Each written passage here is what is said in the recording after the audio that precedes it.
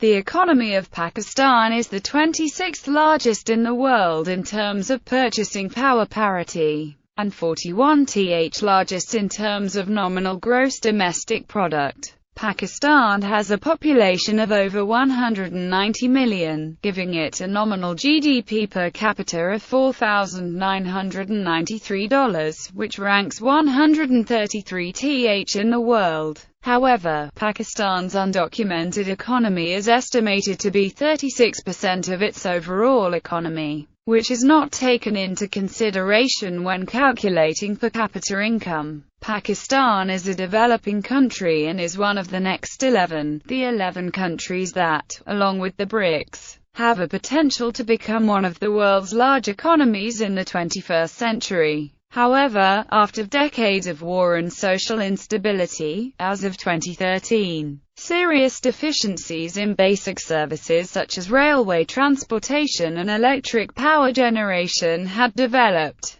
The economy is semi-industrialized with centers of growth along the Indus River. Primary export commodities include textiles, leather goods, sports goods, chemicals and carpets, rugs. Growth poles of Pakistan's economy are situated along the Indus River, the diversified economies of Karachi and major urban centers in the Punjab, coexisting with lesser developed areas in other parts of the country. The economy has suffered in the past from internal political disputes, a fast-growing population, mixed levels of foreign investment. Foreign exchange reserves are bolstered by steady worker remittances, but a growing current account deficit, driven by a widening trade gap as import growth outstrips export expansion, could draw down reserves and dampen GDP growth in the medium term. Pakistan is currently undergoing a process of economic liberalization, including privatization of all government corporations,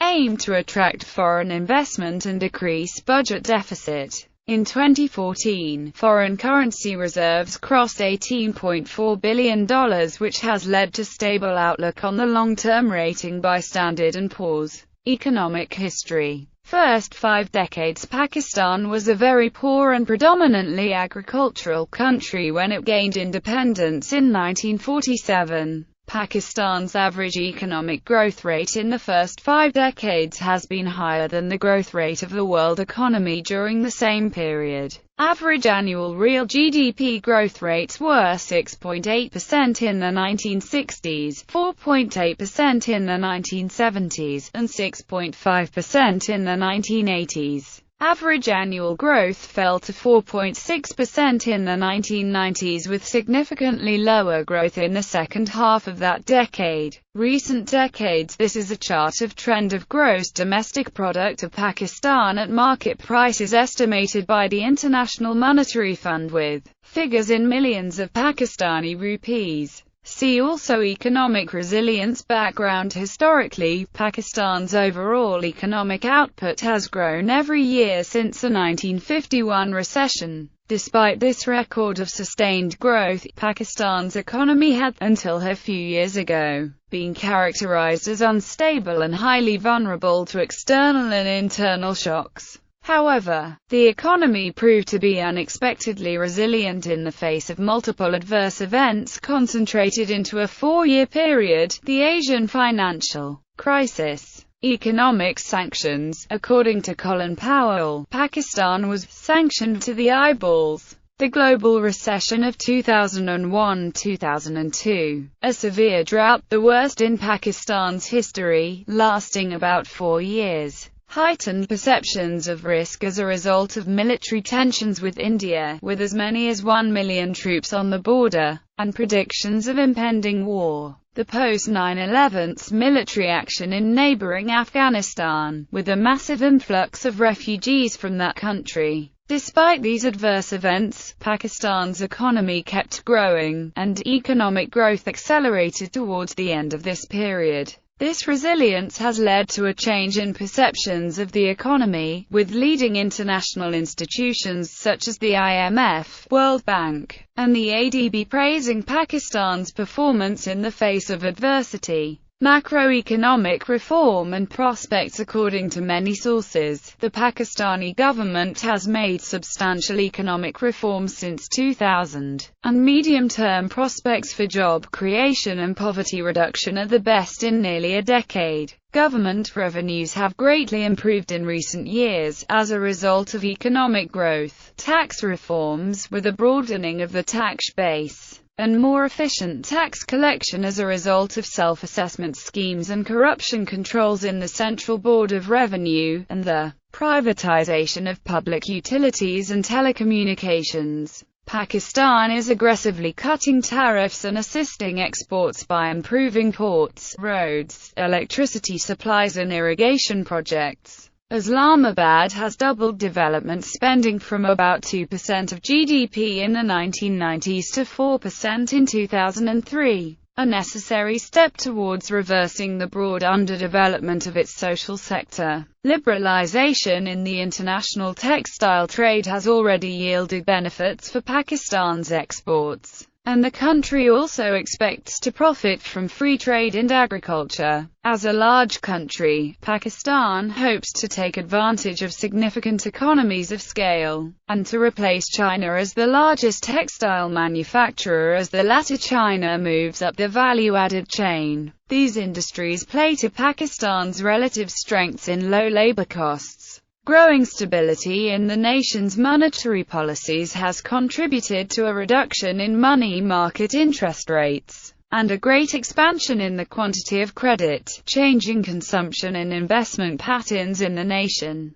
Pakistan's domestic natural gas production, and its significant use of CNG in automobiles, has cushioned the effect of the oil price shock of 2004-2005. The Pakistani government is now pursuing an export-driven model of economic growth successfully implemented by Southeast Asia and now highly successful in China. In 2005, the World Bank reported that Pakistan was the top reformer in the region and the number 10 reformer globally, making it easier to start a business, reducing the cost to register property, increasing penalties for violating corporate governance rules, and replacing a requirement to license every shipment with 2-year duration licenses for traders doing business. The World Bank and International Finance Corporation's flagship report Ease of Doing Business Index 2010 ranked Pakistan 85 among 181 countries around the globe.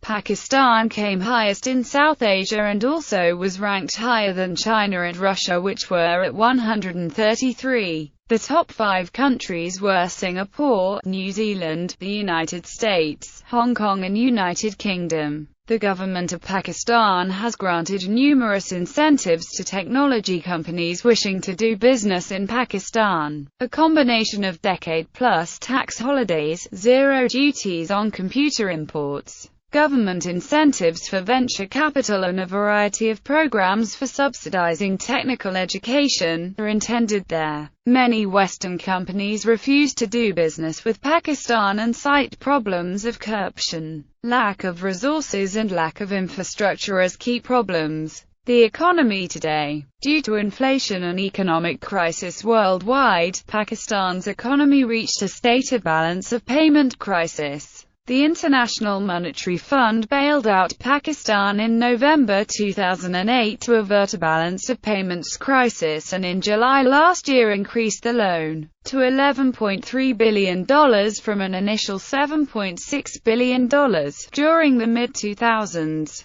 Pakistan experienced a period of tremendous growth, averaging 7% yearly GDP growth between 2003 and 2007. Due to its large population of 186 million, it was included in 2005 by the Goldman Sachs Global Economics Group as one of the Next 11, a group of countries with economies that might have the kind of potential for global impact that the BRICS projections highlighted, essentially an ability to match the G7 in size. By October 2007, Pakistan raised back its foreign reserves to $16.4 billion, Exceptional policies kept Pakistan's trade deficit controlled at $13 billion.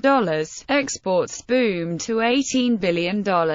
Revenue generation increased to become $13 billion and attracted foreign investment of $8.4 billion.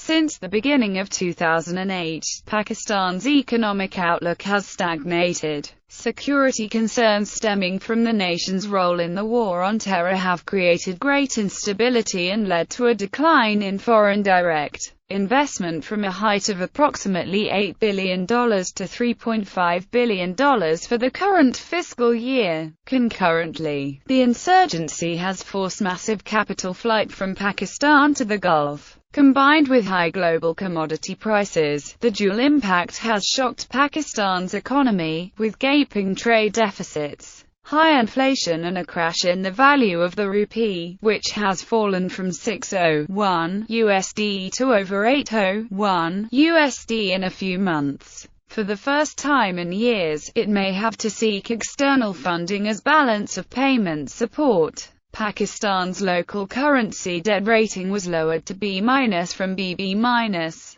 Credit agency Moody's Investors Service cut its outlook on Pakistan's debt to negative from stable due to political uncertainty, though it maintained the country's rating at B2. The cost of protection against a default in Pakistan's sovereign debt trades at 1,800 basis points, according to its 5-year credit default swap, a level that indicates investors believe the country is already in or will soon be in default. The middle term, however, may be less turbulent, depending on the political environment. The EIU estimates that inflation should drop back to single digits in 2010, and that growth should pick up to over 5% per annum by 2011. Although less than the previous 5-year average of 7%, it would represent an overcoming of the present crisis wherein growth is a mere 3.5–4%. Today the nominal GDP of Pakistan is $270 which is better than its last decade's performance due to high growth rate. Economic comparison of Pakistan 1999 to 2008 stock market in the first 4 years of the 21st century. Pakistan's KSE 100 index was the best performing stock market index in the world as declared by the international magazine Business Week. The stock market capitalization of listed companies in Pakistan was valued at $5,937 million in 2005 by the World Bank. But in 2008, after the general elections, uncertain political environment, rising militancy along western borders of the country, mounting inflation and current account deficits resulted in the steep decline of the Karachi Stock Exchange. As a result, the corporate sector of Pakistan has declined dramatically in recent times. However, the market bounced back strongly in 2009 and the trend continues in 2011. By 2014 the stock market burst into uncharted territories as the benchmark KSE 100 index rose 907 points and shot past the 30,000-point barrier to close at a new record high. This came days after Moody's announced that it was upgrading the outlook of 5 major Pakistani banks from negative to stable, resulting in heavy buying in the banking sector. The rally was supported by heavy buying in the oil and gas and cement sectors. An article published in the Journal of Developing Areas of Tennessee State University in the U.S. Economist Meet Feridun investigates the exchange rate movements in the Pakistani foreign exchange market using the market microstructure approach, shedding more light on the dynamics of the Pakistani stock exchange. Manufacturing and finance. Pakistan's manufacturing sector has experienced double-digit growth in recent years, from 2000 to 2007, with large-scale manufacturing growing from a minimal 1.5% in 1999 to a record 19.9% in 2004, an average 8.8% by end of 2007. The Federal Bureau of Statistics valued the finance and insurance sector at Rs. 311,741 million in 2005, thus registering over 166% growth since 2000. A reduction in the fiscal deficit had resulted in less government borrowing in the domestic money market, lower interest rates, and an expansion in private sector lending to businesses and consumers. Middle classes of 2013, according to Macroeconomic Insights, a research firm in Islamabad.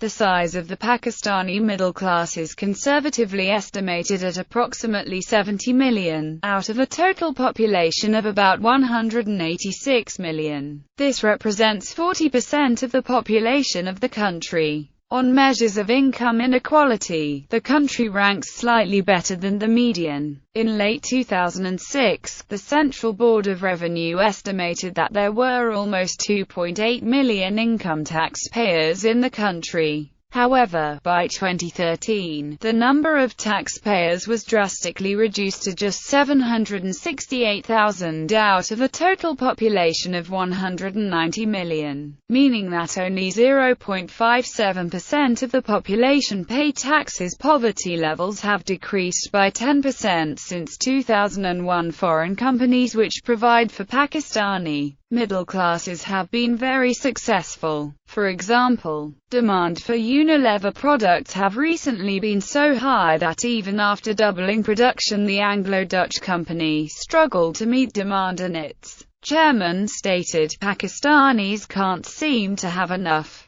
poverty alleviation expenditures." Pakistan government spent over 1 trillion rupees on poverty alleviation programs during the past 4 years, cutting poverty from 35% in 2001 to 24% in 2006. Rural poverty remained a pressing issue, as development there has been far slower than in the major urban areas. Demographics: with a per capita GDP of $4,736 in 2014, the World Bank considers Pakistan a lower middle-income country. It is also recorded as a middle development country on the Human Development Index 2015. Pakistan has a large informal economy, which the government is trying to document and assess. Approximately 67% of adults illiterate, and life expectancy is about 70 years. The population, about 168 million in 2007, is growing at about 1.80%.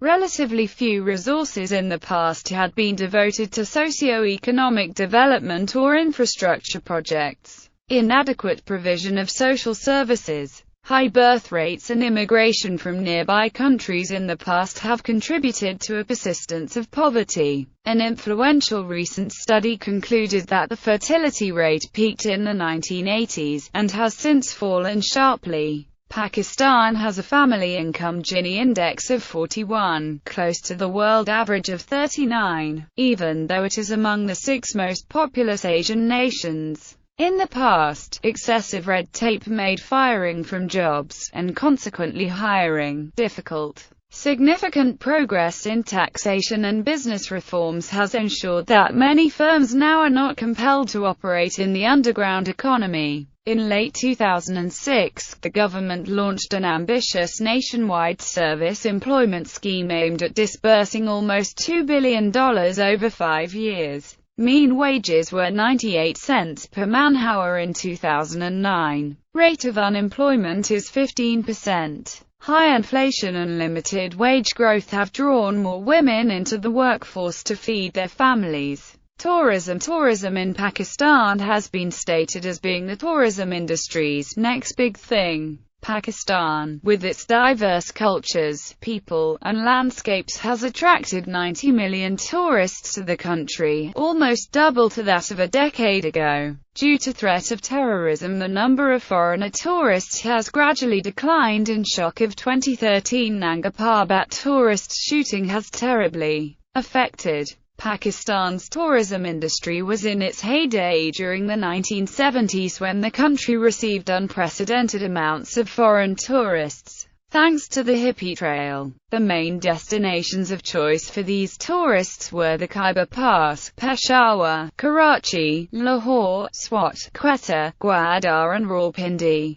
The tourism industry is still growing. The country's attraction range from the ruin of civilizations such as Mohenjo-daro, Harappa and Taxila, to the Himalayan hill stations, which attract those interested in winter sports. Pakistan is home to several mountain peaks over 7,000 meters, which attract adventurers and mountaineers from around the world, especially K2. The north part of Pakistan has many old fortresses, ancient architecture and the Hunza and Chitral Valley, home to small pre-Islamic animist Kalasha community claiming descent from Alexander the Great. The romance of the historic Khyber Pakhtunkhwa province is timeless and legendary. Punjab province has the site of Alexander's battle on the Jhelum River and the historic city of Lahore, Pakistan's cultural capital, with many examples of Mughal architecture such as Badshai Masjid, Shalimar Gardens, Tomb of Jahangir and the Lahore Fort.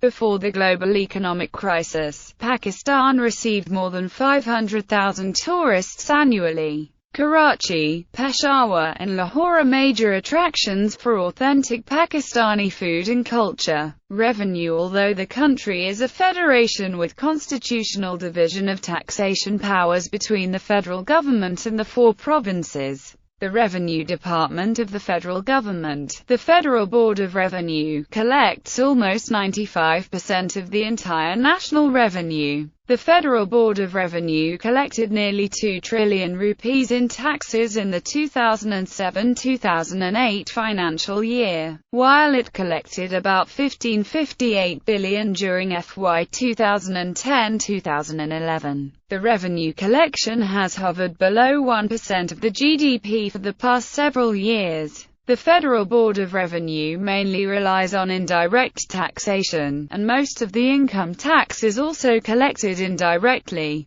in the form of withholding taxes.